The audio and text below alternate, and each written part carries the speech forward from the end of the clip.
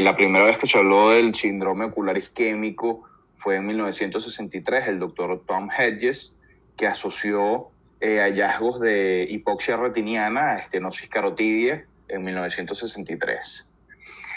Y el síndrome ocular isquémico se ha venido conociendo desde esa fecha como una entidad rara que tiene resultados devastadores tanto para la visión como para la vida de las personas. Esta enfermedad está asociada a estenosis u oclusión severa de la arteria carótida interna o la carótida común y tiene importantes implicaciones sistémicas y para la vida de nuestros pacientes, por lo cual es muy importante conocerlo y reconocer esta enfermedad. La epidemiología de esta enfermedad es muy importante, ya que ocurre en personas mayores, usualmente mayores de 65 años. Es muy infrecuente verla por debajo de 50 años. Hay una prevalencia en el sexo hacia los hombres de 2 a 1 y tiene una incidencia muy baja de 7,5 casos por millón de habitantes por año. Usualmente se presenta de forma unilateral, pero hasta en un 22% de los casos puede presentarse de forma bilateral.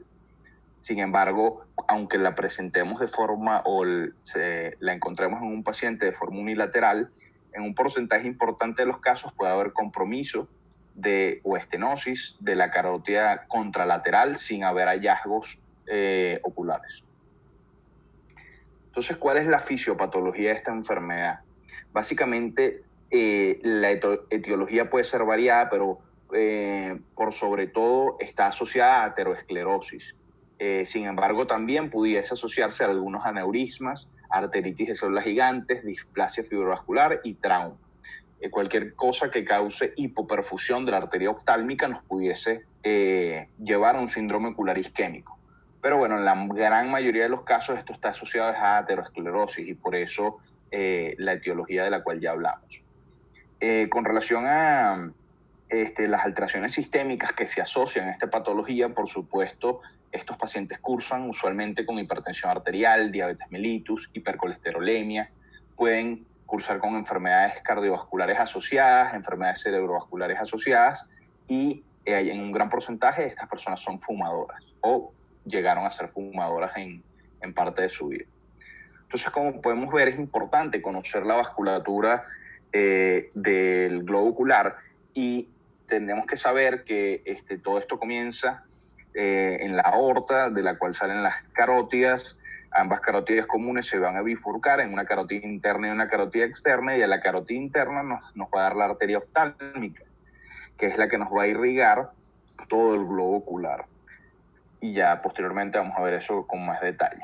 Entonces vemos que lo que ocurre es que al haber una hipoperfusión de la carótida completa, ocurre una hipoperfusión de la arteria oftálmica, generando alteraciones o hipoperfusión bajo flujo en las ciliares cortas posteriores que nos van a irrigar el polo posterior, la coroides y el círculo arterial de Singer, como vemos acá.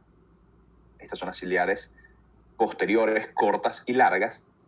Las ciliares largas posteriores que nos van a terminar irrigando la coroides anterior, el iris y el cuerpo ciliar, y esto es muy importante porque vamos a ver qué se produce cuando va a haber hipoperfusión de estas arterias. Y las ciliares anteriores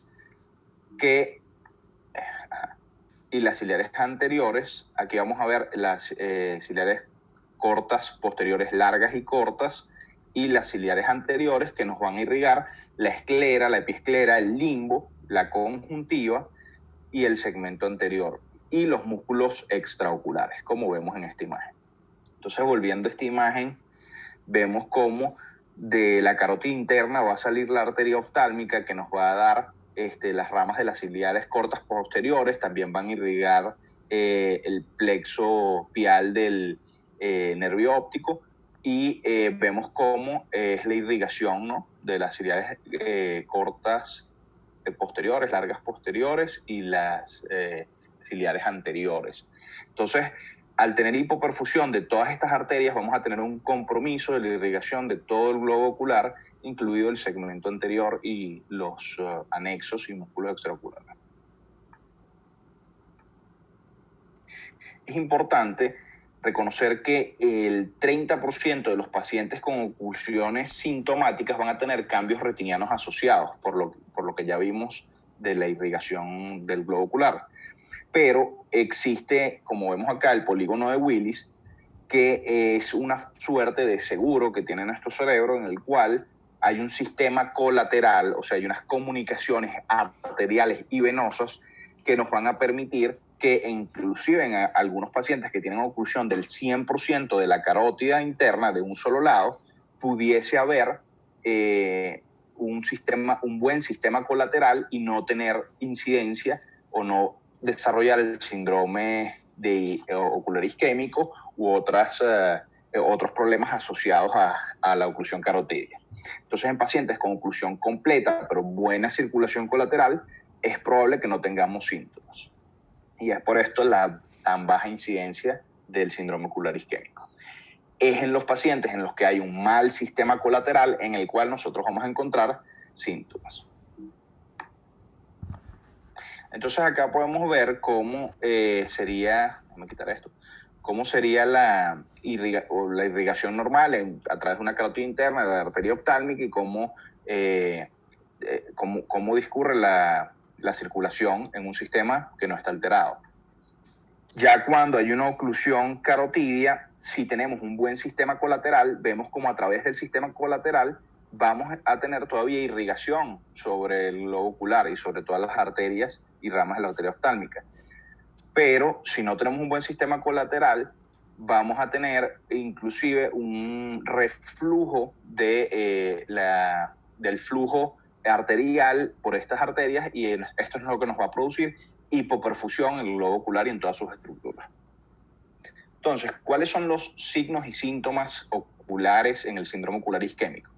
Bueno, estos pacientes se pueden presentar con disminución de la agudeza visual, que puede ser progresiva o puede ser aguda, puede estar asociada a maurosis fugax, van a tener celularidad en cámara anterior, dolor ocular que va a estar referido hacia la órbita, un dolor seco, en el 40% de los casos encontramos esto, puede haber neovascularización del segmento anterior, glaucoma neovascular, iritis, hemorragias retinianas, pliegues en córnea, podemos tener asociado oclusión de la arteria central de la retina, y en algunos casos más raros vamos a tener edema corneal, neuropatía óptica isquémica anterior, posterior, queratopatía bulosa, y podemos tener inclusive en casos muy severos hasta oftalmoplegia.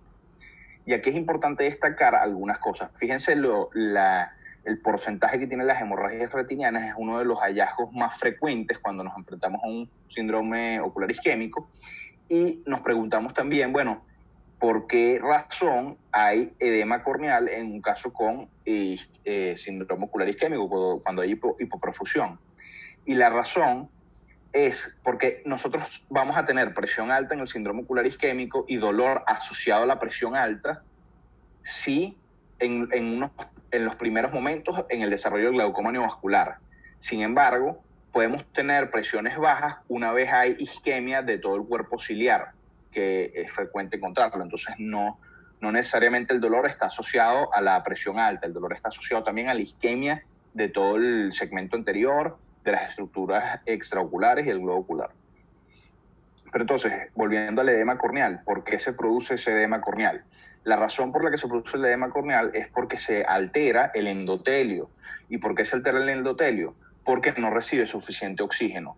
El endotelio y la córnea reciben oxígeno principalmente a través del humor acuoso.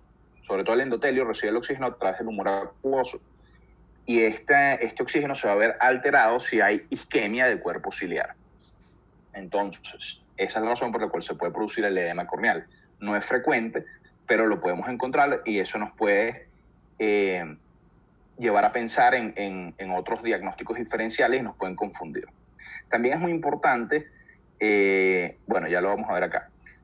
Entonces, en los hallazgos en el fondo ocular vimos que uno de los hallazgos más importantes son los hallazgos en el fondo, y vamos a ver cómo podemos tener hemorragias superficiales y profundas. Usualmente son más profundas y más hacia el la retina media en el polo posterior, usualmente la mácula está más libre, no se asocian a exudados duros en la mayoría de los casos, y vemos que las venas van a estar dilatadas más no tortuosas.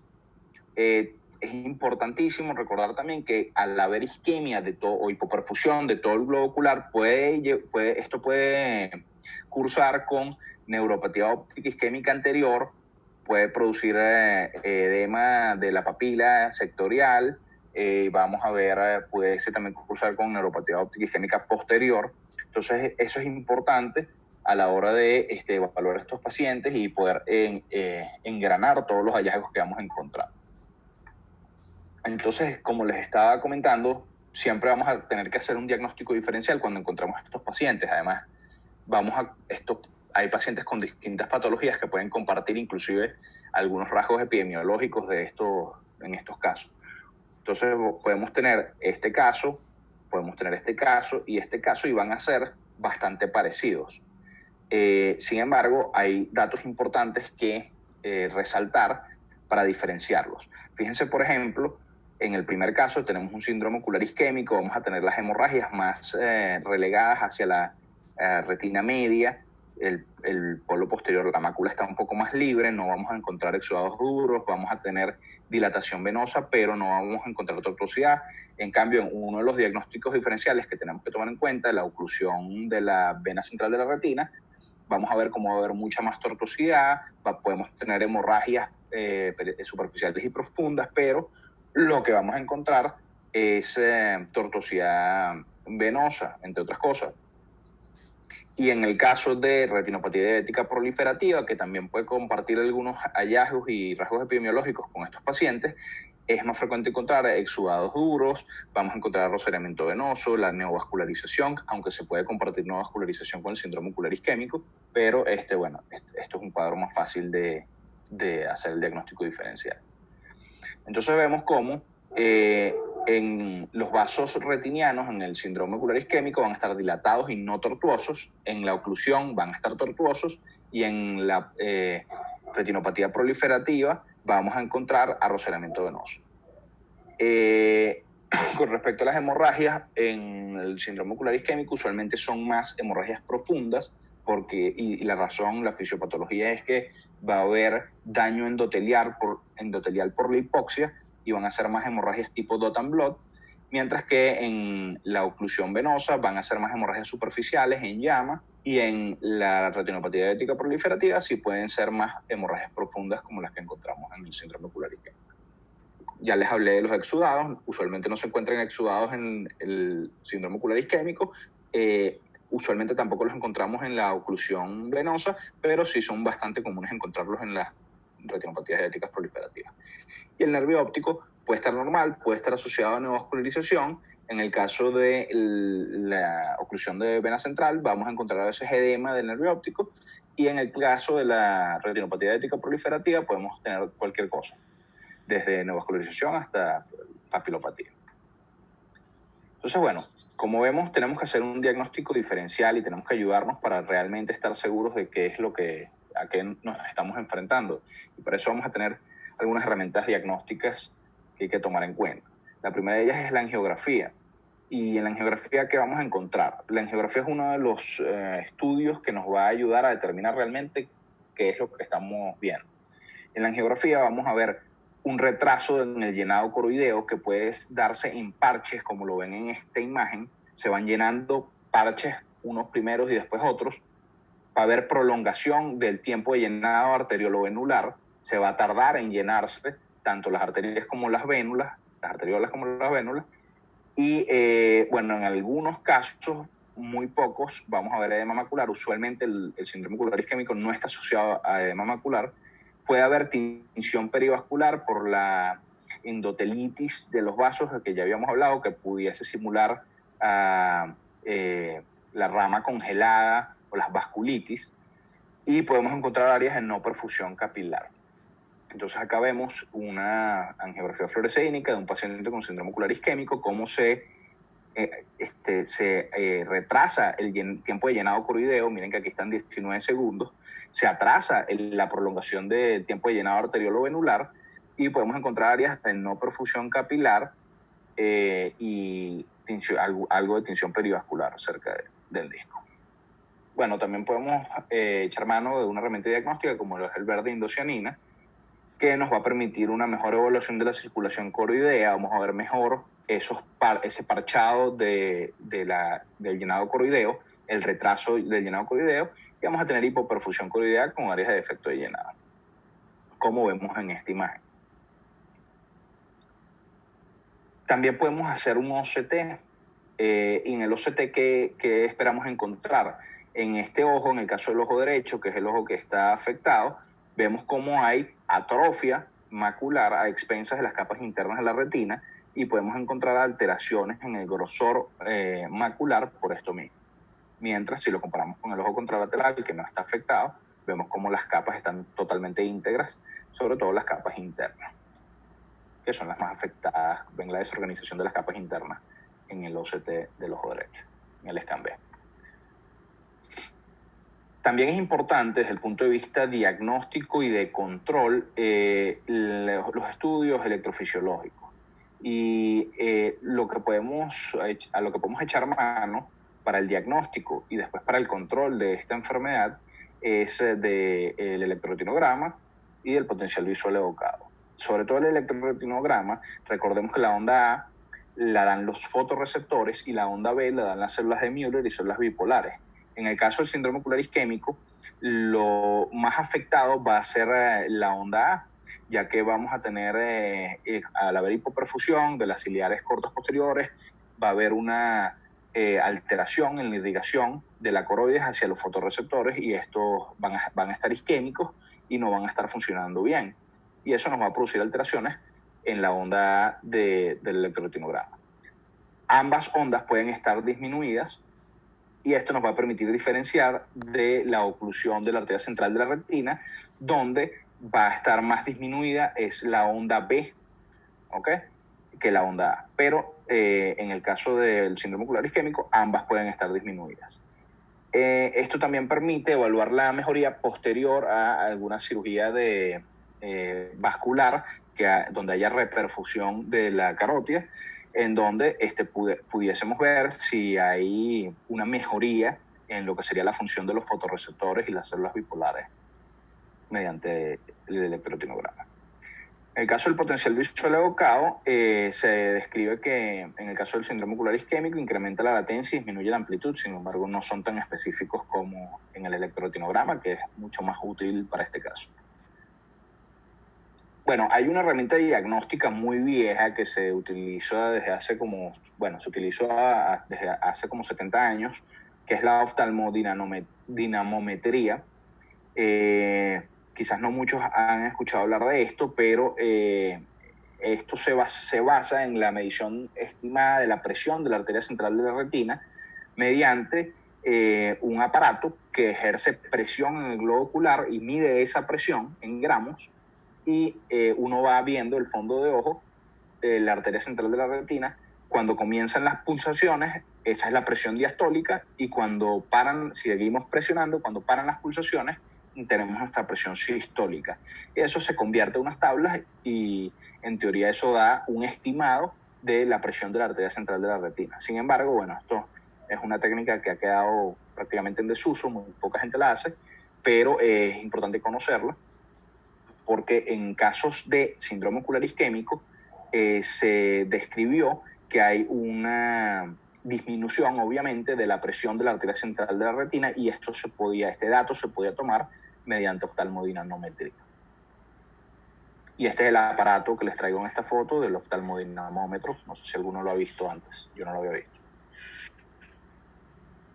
Bueno, otra herramienta diagnóstica que en este caso hoy en día es prácticamente el gold standard en estos casos es el ecosonograma carotidio duplex, que es un método no invasivo que combina el ultrasonido modo B con un Doppler y nos va a dar una imagen anatómica del vaso y de la velocidad del flujo y de las pulsaciones de las pulsaciones carotidias. Tiene una altísima sensibilidad y especificidad para detectar oclusión, pero es operador dependiente. Aquí vemos cómo vemos en colores el flujo de la arteria carotidia y vemos las pulsaciones. Esto tiene, bueno, unos índices que los operadores conocen y en base a esos índices ellos pueden determinar el porcentaje de estenosis o oclusión de la arteria carotídea. También tenemos el ecosonograma dúplex de la arteria oftálmica, que puede ser un estudio que podemos asociar al ecosonograma carotídeo, y en él vamos a encontrar disminución en la velocidad de flujo y la pulsatividad, e inclusive en los casos de oclusiones carotídeas completas, donde hay reversión del flujo, como habíamos hablado antes, podemos encontrar una inversión del flujo y la pulsatividad en el ecosonograma, como vemos en la imagen que les pongo aquí abajo.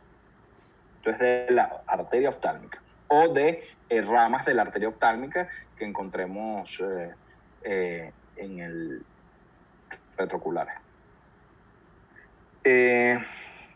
Otra herramienta diagnóstica a la cual podemos echar mano, sobre todo si no tenemos a alguien entrenado o no tenemos a dónde hacer el ecosonograma carotídeo, es la angiografía por resonancia magnética o por tomografía. Estas tienen alta sensibilidad y especificidad, sobre todo en oclusiones completas. Sin embargo, en el caso de la resonancia magnética tiene algunas desventajas, que es que si la persona tiene claustrofobia no lo puede hacer, si tienen marcapasos o stents metálicos u obesidad, y en algunos de estos pacientes sabemos que pueden haber tenido infartos previos o pueden tener alteraciones vasculares que ameritan este tipo de cosas, entonces no pudiésemos hacerlo por resonancia magnética. Y en el caso pero se puede hacer por tomografía. La desventaja de la tomografía es que hay que inyectar un medio de contraste, y bueno, con los riesgos que tiene inyectar un medio de contraste. Entonces acá podemos ver en esta angiografía por resonancia cómo tenemos, en el caso de la fotografía A, una oclusión de la carótida interna, una estenosis de la carótida interna, y en el caso de la figura B tenemos estenosis de ambas carótidas internas, de ambas carótidas comunes en este caso.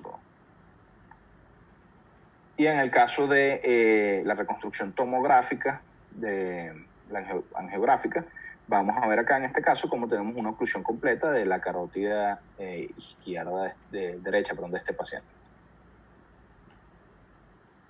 Otro método diagnóstico que fue el gold standard en el pasado, pero ya no lo es la arteriografía carotidia, y no lo es porque esto es un método invasivo, no es el ideal hoy en día. Había que instilar un método de contraste y está asociado a que se desprendiesen placas ateromatosas. Entonces había un 4% de riesgo de ataque isquémico transitorio, 1% de riesgo de tener un ACV y menos de 1% de riesgo de mortalidad inclusive. Entonces esto, fíjense cómo se delimita, era un muy buen estudio porque se podía ver muy bien el flujo vascular y se delimitaban muy bien las placas ateromatosas, pero bueno, tenía esos riesgos.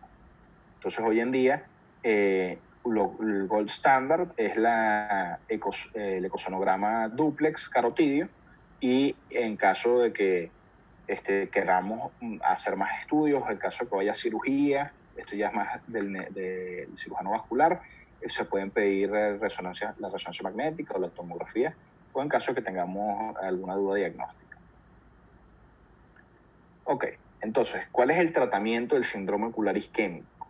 Bueno, lo primero que tenemos que saber es que esto requiere un tratamiento multidisciplinario. Cuando nosotros nos encontramos con esto, tenemos que recordarnos que esto cursa con enfermedades vasculares asociadas a aterosclerosis, como la cardiopatía isquémica, la enfermedad cerebrovascular, enfermedad vascular periférica, hipertensión, diabetes, y se ha descrito, usualmente estos pacientes vienen o con un infarto previo, con un ACV previo, o que ya tienen un stent de la otra carótida. Entonces es importante manejar estos pacientes con el médico tratante, que puede ser el internista o el cirujano vascular, y con un neurólogo para una evaluación completa. El síndrome ocular isquémico es la manifestación inicial de una oclusión carotidia hasta en el 70% de los casos. Entonces esto es muy probable que nosotros podamos ser los primeros que veamos este tipo de pacientes y tengamos que referirlo adecuadamente para beneficio de nuestros pacientes. No solo ocuparnos del ojo, sino también entender que esto es algo que conlleva o que conlleva a enfermedad sistémica en el paciente y que tenemos que manejarlo también con otros colegas. Y bueno, junto con el internista, a hacer modificaciones al estilo de vida, de pedir al paciente que deje de fumar si fuma y que baje de peso. Pero el objetivo de nuestro tratamiento va a ser tratar las complicaciones y prevenir daño adicional con respecto al síndrome ocular isquémico y a las posibilidades de accidente cerebrovascular, cardiopatía isquémica, etc. Investigar y tratar los factores de riesgo vasculares asociados y, cirugía vascular cuando sea indicado. Y ya después vamos a hablar de eso.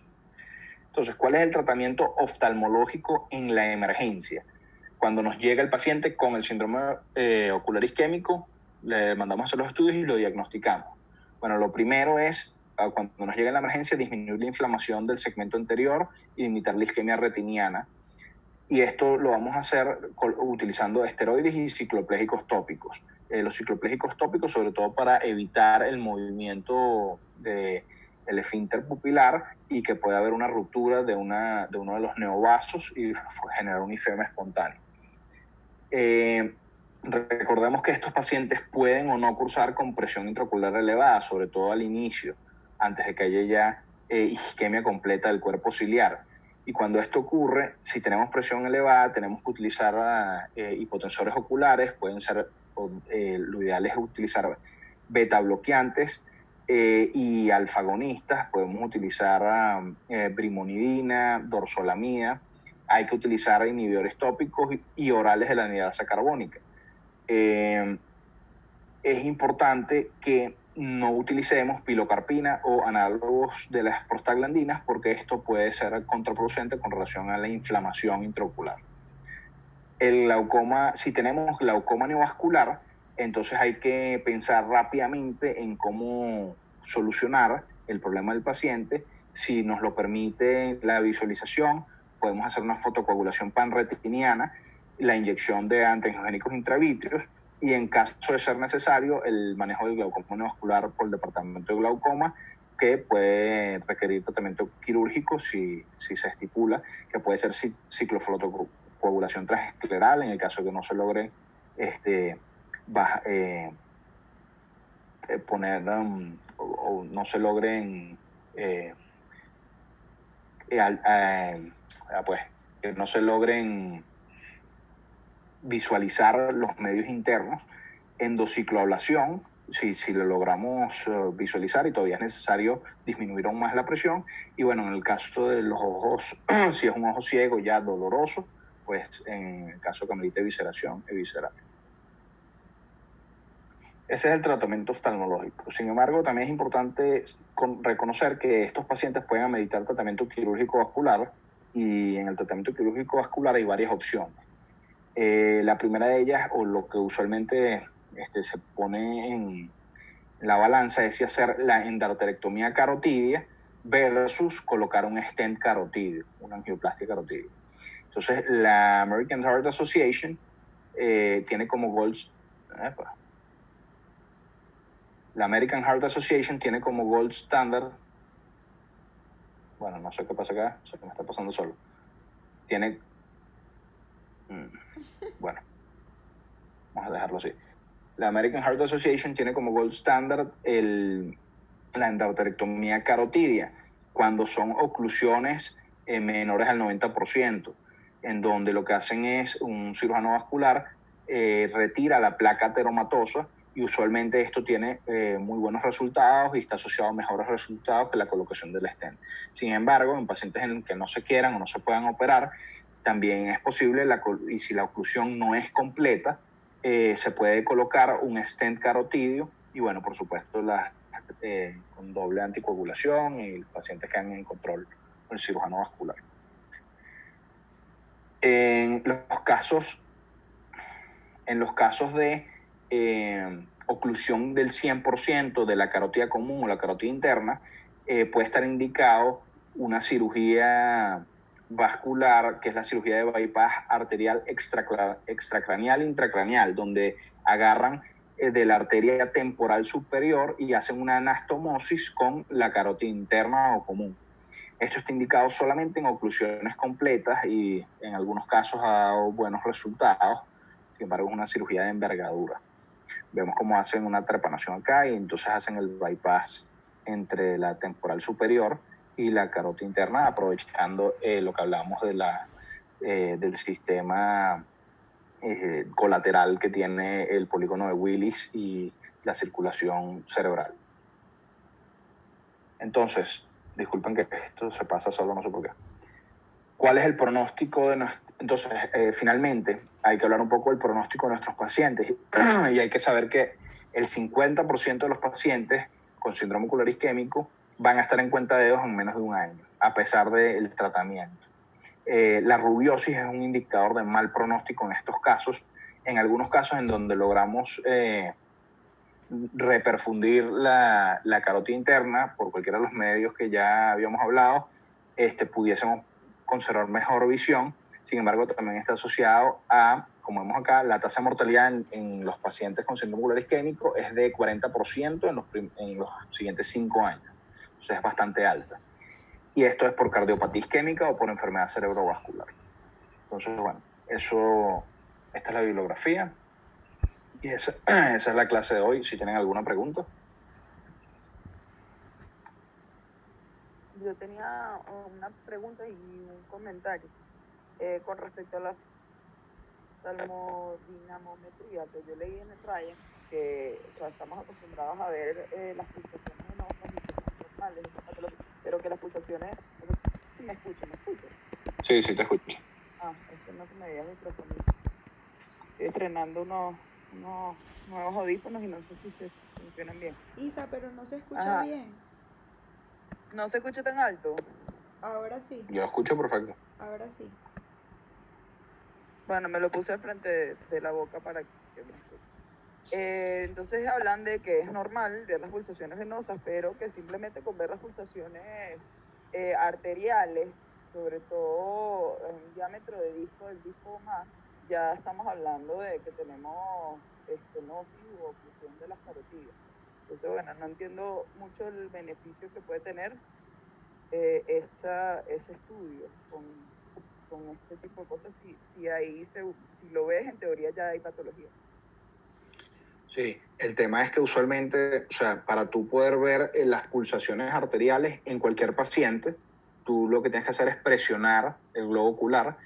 Eso lo dicen Musi mucho, ¿no? Y al presionar, tú puedes producir las pulsaciones arteriales, ¿no? De la arteria central de la retina. Eso es lo que hace el oftalmodinamómetro, lo que hace es medirlas. Él te va diciendo cuánta presión le estás colocando en gramos y tú vas a ver cuando comienzan las pulsaciones y esa es tu presión diastólica y sigues presionando o sigues ejerciendo fuerza y en algún momento van a parar las pulsaciones porque colapsas, o sea, pasas la presión arterial sistólica y esa va a ser, en ese momento justo es tu presión arterial sistólica. Entonces, mediante esa medición, eso lo que te permite es medirlo. Al tú poder medirlo, lo puedes comparar con otros pacientes normales y entonces sabes que si tienes una presión más baja, probablemente estés frente a una hipoperfusión del globo ocular, que lo más probable es que sea por aterosclerosis de las carótidas. Aunque Musi también, algo muy importante que se me olvidó mencionar, es que Musi siempre hace énfasis que, claro, todos estos estudios son basados en la población norteamericana. Y él dice que nuestra epidemiología, que en nuestro país la enfermedad carotidia es infrecuente, que nosotros tenemos más enfermedad del callado aórtico. Y eso que es una gran diferencia con la población norteamericana, que tiene mucha enfermedad carotidia, que él ha visto pocos casos, pero que por supuesto es algo que hay que tomar en cuenta y estar pendiente. O sea, por lo tanto, si presionamos el ojo y lo vemos, podría no ser patológico. Es lo que quería hacer. Por supuesto, si tú presionas el ojo solo y en algún momento vas a estimular o vas a sacar a relucir las pulsaciones arteriales. El problema que tienes es que compararlo con los normales, porque todos, si presionas, en algún momento lo vas a conseguir. Es como cuando tomas la presión arterial. Y lo que quieres encontrar es una disminución de la presión arterial diastólica y sistólica de la arteria central de la retina en estos casos. Lo que pasa es que la oftalmodinamometría realmente no es un método como estandarizado y quedó realmente en desuso. Yo no sé si alguien la hace o la ha visto hacer. Yo no tengo el aparato, nunca lo he visto. Pero sí he escuchado al doctor Musi hablar sobre eso. Así que me imagino que en algún momento lo hicieron. Okay. Y otro comentario es que ayer leyendo del Ryan, hablan de que la angiografía por resonancia magnética es actualmente el gold standard, porque es la única de todos los estudios paraclínicos que permite identificar las características como tal de la composición de la placa. Los otros sirven muy bien para delimitarlo, pero no para estudiar la placa como tal, y por eso salía, no sé qué dicen los especialistas, si eso es así o también ya está en el pasado. Bueno, te puedo comentar de lo que yo investigué. Lo que dices es cierto, sin embargo, la mayoría de estos pacientes, como te decía, son pacientes que pueden tener ya un stent, que pueden tener un marcapasos. Entonces, estás limitado al momento de hacer la resonancia. Esto es mucho más útil para el cirujano vascular que va a hacer la cirugía que para el oftalmólogo que está haciendo el diagnóstico. Para el oftalmólogo, el gold standard, sin duda, sería el eco carotidio o la angiografía por resonancia o tomografía, lo que puedas hacerle al paciente. Hay que individualizar cada caso. Pero en general el gold standard para esta enfermedad y para la oclusión carotidia es el eco duplex. Asdrúbal, yo estoy en la calle, yo no sé si lo comentaste, que eso en el FRG, en los pacientes con síndrome ocular isquémico. Sí, lo comenté. Si quieren déjame volver a eso. Eso es muy importante porque de las cosas más o sea, lo que nos puede permitir hacer un buen diagnóstico diferencial, supongamos que nos llega un paciente con síndrome ocular isquémico a la emergencia. ¿Qué tenemos que hacer? Bueno, obviamente todas las medidas en base a lo que encontremos, si hay inflamación, colocar esteroides, si la presión está alta, colocar hipotensores. Y si los medios de visualización te lo permiten, hay que hacerle a ese paciente fotos, hay que hacerle una FRG. Y así podemos hacer el diagnóstico diferencial entre otras patologías. Porque ¿qué es lo que vamos a encontrar en la FRG? Lo más característico es retraso en el llenado coroideo, se va a llenar en forma de parches y va a haber prolongación en el tiempo de llenado arteriolovenular. Si el tiempo coroideo normal usualmente va a comenzar a los 5 o 6 segundos. Fíjense que acá está a los 19 segundos. Y el tiempo de llenado arteriolovenular, ya a los 12 segundos deberíamos estar comenzando a ver el llenado de las arterias. Y fíjense cómo es apenas a los 24, bueno, entre los 19 y los 24 segundos que se está llenando acá. Entonces, es importante conocer los tiempos, el tiempo por retina, y hacer nosotros la FRG para poder tener esto claro y hacer los diagnósticos diferenciales. Y porque lo que tú comentas, o sea, la clase está muy completa y te felicito, y por cierto, qué bueno que estás bien.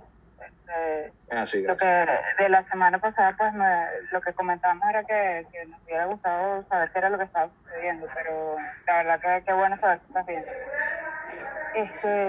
Bueno, volviendo al tema, es un tema que desde el punto de vista teórico hay que saberlo, hay que saberlo diagnosticar o por lo menos sospecharlo, porque se parece, como tú bien comentaste, a otras patologías de origen vascular.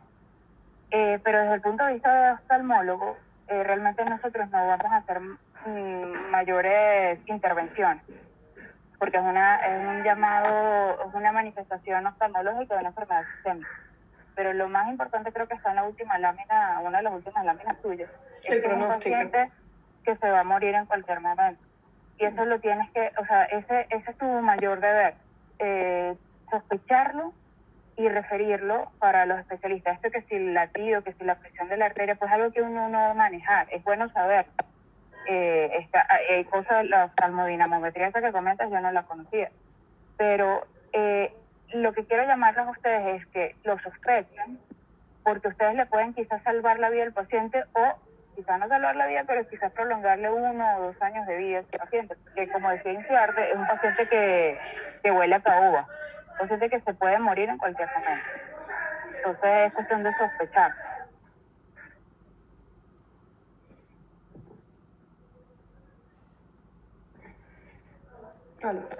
Mira, Asdrúbal, el doctor Pardo puso una pregunta en el chat. A ver. Ana puso aquí, si no se cuenta con oftalmodinamómetro, está escrito en la maniobra de compresión palpebral denominada KIRS, observando la posición de la retina. Okay. ¿Cuál es la diferencia entre el eco duplex y el Doppler? Ok.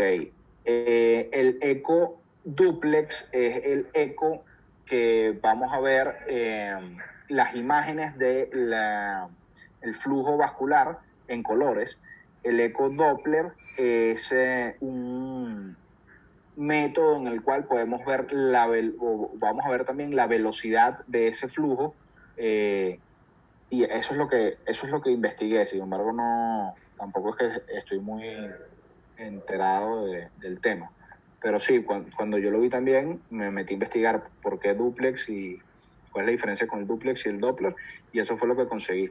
Como que en el eco Doppler el tipo de ecosonograma. Aló, sí, te escucho. Bueno, por eso no lo tengo, yo tampoco lo tengo muy claro, pero me pareció raro. Bueno, el eco Doppler siempre se representa también con colores, la velocidad del flujo. Por eso yo creo que valdría la pena revisarlo un poquito más, incluso preguntarle a alguien, algún cardiólogo, alguien que tenga experiencia con esto, para que nosotros tengamos una idea, porque no lo vamos a hacer nosotros, como dijo Vanessa. La verdad es que esto es un manejo sistémico, un manejo multidisciplinario, como lo pusiste.